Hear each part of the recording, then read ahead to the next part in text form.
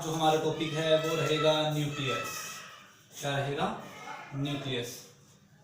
Nucleus होता क्या है? किसी भी टाइप की सेल में एक सेंटर में एक डेंस पार्ट पाया जाता है और उसी डेंस पार्ट को हम क्या कहते हैं? न्यूक्लियस कहते हैं। The central dense part of a cell is called nucleus. और ये प्लांट सेल और एनिमल सेल दोनों में पाया जाता है। अब देखिए, सबसे पहले हम इसकी स्ट्रक्चर के बारे में पढ़ लेते हैं। जैसे कि हमारे पास एक सेल है, एक एनिमल सेल है, और जो सबसे बाहर वाली लेयर है ये हमें पता है क्या है? सेल मेम्ब्रेन और प्लाज्मा मेम्ब्रेन। और इसके सेंटर में क्या है? ये न्यूक्लियस। क्या है ये? न्यूक्लियस। न्यूक्लियस के अराउंड डबल लेयर मेम्ब्रेन पाई जाती है। क्या पाई जाती है? डबल लेयर मेम्ब्रेन, जिसको हम क्या कहते हैं? Nuclear membrane. क्या कहते हैं? Nuclear membrane. और उस मेम्ब्रेन का काम क्या है? जो न्यूक्लियस के अंदर प्रेजेंट मटेरियल है उसको साइटोप्लाज्म में मिक्स होने से रोकना। क्योंकि अगर ये मेम्ब्रेन नहीं होगी तो जो ये न्यूक्लियस के अंदर जितना भी मटेरियल है वो आके साइटोप्लाज्म में मिक्स हो जाएगा और पता ही नहीं चलेगा कि न्यूक्लियस कौन सा है और कहां तक है। क्लियर? दूसरी बात कि जो न्यूक्लियस की मेम्ब्रेन होती है ये डबल लेयर होती है और बीच बीच के अंदर पोर्स पाए जाते हैं। क्या पाए जाते हैं? पोर्स, छेद पाए जाते हैं, जिनको हम क्या कहते हैं? Nuclear pore. क्या कहते हैं? Nuclear pore. और इन पोर का काम क्या होता है? Exchange the material between cytoplasm and nuclear plasm. यानी साइटोप्लाज्म और न्यूक्लियर प्लाज्म के बीच में मटेरियल का आदान प्रदान करना। अब यहाँ पर न्यूक्लियर प्लाज्म क्या है?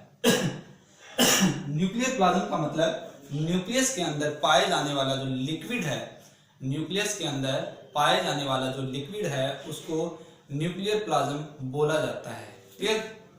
और ये न्यूक्लियर प्लाज्म इन्हीं पोर्स के द्वारा साइटोप्लाज्म के अंदर जाता है और साइटोप्लाज्म से जो फूड होता है या अदर्स थिंग्स होती है वो सारी की सारी सेल के अंदर एंटर करती है। क्लियर? अब अगर हम बात करें इस न्यूक्लियर मेम्ब्रेन की, तो ये nuclear membrane further two type के सब्सटेंस से बना होता है।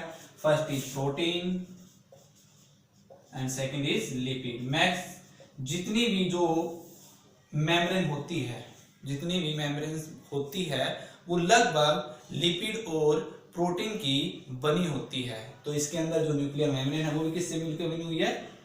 प्रोटीन और लिपिड। जो हमने प्रीवियस क्लास में पढ़ा था कि जो न्यूक्लियर मेम्ब्रेन है या जो सेल मेम्ब्रेन वो किससे बनी होती है? प्रोटीन एंड लिपिड से। सेम एज इट इज जो न्यूक्लियर मेम्ब्रेन है वो किससे बनेगी? प्रोटीन और लिपिड के द्वारा। क्लियर? अब जो न्यूक्लियस है इसके अंदर थ्रेड लाइक स्ट्रक्चर पाई जाती है। क्या पाई जाती है? Thread like structure. इसके अंदर आपको ब्लू कलर में दिखाई दे रही होगी जो ये थ्रेड सा दिखाई दे रहा है। और इसी थ्रेड लाइक स्ट्रक्चर को क्या कहते हैं? क्रोमटिन। क्या कहते हैं? Chromatin. The thread like structure present in nucleus is called chromatin. और जो क्रोमटिन है, क्रोमटिन दो चीजों से मिलके बना होता है। कितनी चीजों से मिलके बना होता है?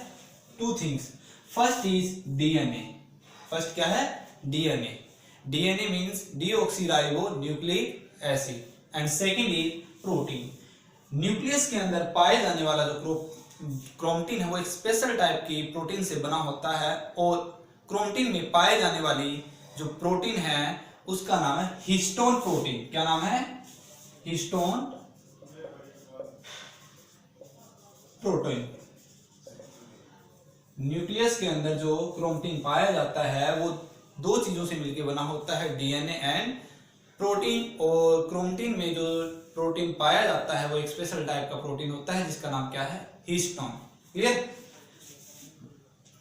नेक्स्ट, जब सेल डिवाइड होती है, जब सेल अपने आप को डिवाइड करती है तो जो ये थ्रेड लाइक स्ट्रक्चर यानी क्रोमटिन है ये अपने आप को बाइंड करना स्टार्ट करता है और बाइंड करके कुछ इस तरीके की स्ट्रक्चर बना देता है, डबल डबल शेप स्ट्रक्चर बना देता है। और इसी डबल डबल शेप को ही हम क्या कहते हैं? क्रोमोसोम्स। क्या कहते हैं? क्रोमोसोम। जब सेल अपने आप को डिवाइड करती है तो सेल के अंदर प्रेजेंट जो क्रोमटिन है वो अपने आप को आपस में बाइंड करना स्टार्ट कर देता है और बाइंड करके डबल डबल शेप स्ट्रक्चर बना देती है। और उसी डबल डबल शेप को क्या कहते हैं? क्रोमोसोम। क्या कहते हैं? क्रोमोसोम। और क्रोमोसोम होता है उसके अंदर इस तरीके से दो डंबल बने होते हैं और जहां पर ये दोनों आपस में बाइंड होते हैं जहां पर ये दोनों आपस में सिलेंडर बाइंड होते हैं, उस पॉइंट को कहते हैं सेंट्रोमर। क्या कहते हैं? सेंट्रोमर। क्लियर? नेक्स्ट, जो न्यूक्लियस है इसके अंदर एक न्यूक्लियोलस भी पाया जाता है। क्या पाया जाता है? न्यूक्लियोलस। न्यूक्लियस का मतलब होता है अदर बॉडी। जो न्यूक्लियस के अंदर अदर जो छोटी छोटी बॉडीज है उन्हें हम क्या बोलते हैं? न्यूक्लियोलस। क्या बोलते हैं? न्यूक्लियोलस। तो न्यूक्लियोलस के अंदर जो हमारा न्यूक्लियस उसके अंदर एक न्यूक्लियोलस पाया जाता है जिसका नाम है RNA। क्या नाम है? RNA, जिसका काम होता है राइबोसोमल आरएनए की फॉर्मेशन करना। राइबोसोमल आरएनए की फॉर्मेशन करना, जो आगे जाके क्या बनाता है? राइबोसोम को बनाता है। और राइबोसोम आगे जाके क्या बनाता है? प्रोटीन सिंथेसाइज का काम करता है। तो राइबोसोम को बनाने वाला जो मटेरियल है वो न्यूक्लियस बनाता है, और ये भी कहां प्रेजेंट होता है? न्यूक्लियस के अंदर प्रेजेंट होता है। क्लियर? नेक्स्ट, यही सेल का एक वो पार्ट है जहां पर जेनेटिक मटेरियल पाया जाता है। सारा का सारा जेनेटिक मटेरियल है सेल का, वो सारा का सारा कहां पाया जाता है? इसी न्यूक्लियस में पाया जाता है। क्लियर?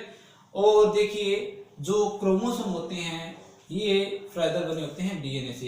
इस तरीके से स्ट्रक्चर पाई जाती है। अगर इसको हम थोड़ा और हाई इलेक्ट्रोस्कोप के द्वारा देखें तो उसके अंदर कुछ इस तरीके की स्ट्रक्चर हमें मिलेगी, जिसे हम क्या कहते हैं? डीएनए। डीएनए का फुल फॉर्म क्या है? Deoxy ribo nucleic acid.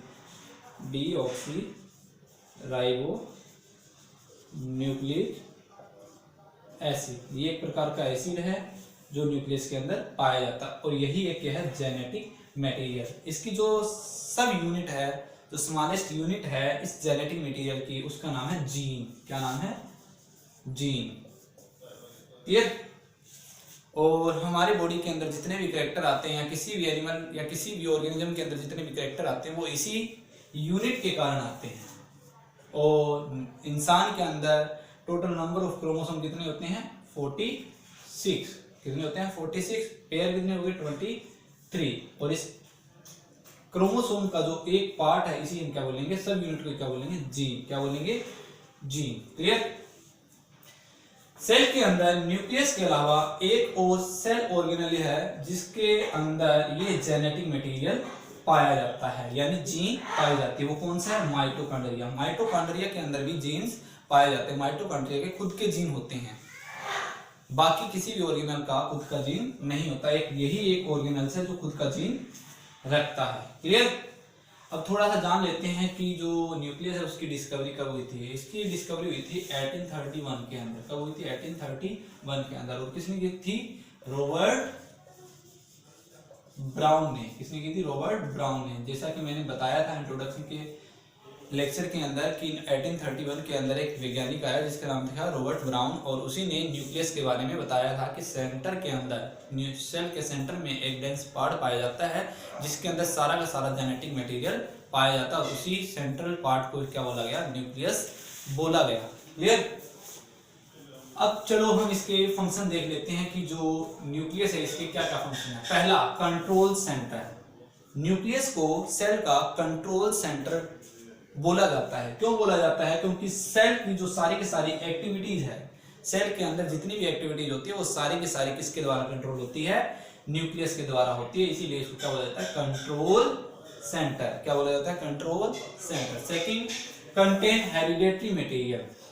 और जो इतना भी जो हेरिडिटरी मटेरियल का मतलब होते हैं कि वो मटेरियल जो हमारे कैरेक्टर को one generation to other generation transfer करते हैं, उसी मटेरियल को क्या बोला जाता है? Hereditary material. और सारा का सारा जो हेरिडिटरी मटेरियल है सेल के न्यूक्लियस में पाया जाता है, जिसका नाम क्या है? क्रोमोसोम या फिर डीएनए, या फिर हम जीन बोल सकते हैं।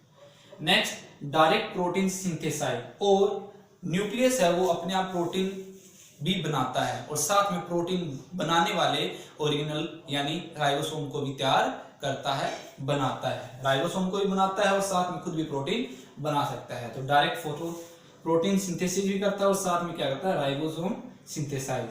राइबोसोम भी बनाता है और राइबोसोम आगे जाकर क्या करते हैं? प्रोटीन को बनाते हैं। सेल के अंदर प्रोटीन बनाने वाले ऑर्गेनल का नाम क्या है? राइबोसोम। और राइबोसोम कौन बनाता है? न्यूक्लियस बनाता है।